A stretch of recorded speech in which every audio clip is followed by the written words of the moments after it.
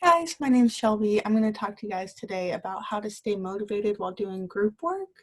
I know that this transition time's kind of weird and confusing, and you're already super overwhelmed and everything feels just kind of chaotic. So group work is probably the last thing that you're really wanting to do, especially because it's something that's a struggle when you're in person and in class trying to get together with everyone and figure out a project. And so I kind of just want to give you like some tips and tricks on how to stay motivated and be successful while doing group work, while you're doing this kind of Zoom schooling or online schooling for the rest of the semester. There's different ways that you guys can try to stay motivated, and I think one of the most important ones is figuring out the best way for you guys to communicate with each other. That includes, finding the best ways for you guys to actually be interested in responding. So if you guys are not good at checking your email, if you're not good at responding to emails, which a lot of students aren't, don't use emails. Download GroupMe, have a GroupMe chat with your people that are in your group. Do Snapchat group chats. Those work really well. You guys can do Zoom meetings too if you guys want to meet and talk over Zoom, if you guys like that face-to-face feel, even though it's kind of through a computer screen. But first and foremost, figure out how you want to communicate with your group, because if you guys are doing something that's not working for everybody, it's not going to be successful, because then you won't be able to have that communication. You'll also want to assign roles just like you would if you guys were meeting in person. So find somebody who's going to be that strong leader and help you follow and stay on track for deadlines. Find somebody who's good at organizing and, delegating different roles for people, different tasks.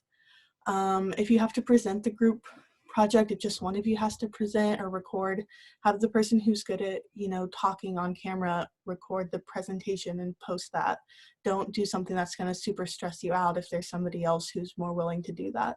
So take the time when you guys are talking and figure out the different roles that you guys want to play while doing your group project.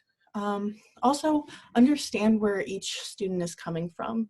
You don't want to be putting so much pressure on yourselves or on somebody else when you know what it's like, if you're having to move back home, or if you lost your job, or if you're having to work extra hours. So understand and give grace to your fellow peers during this time, because you get stuck in this rut where you're working in group projects and you feel like you're doing all of the work, and then you're feeling just overwhelmed and stressed out and you don't want to do it anymore.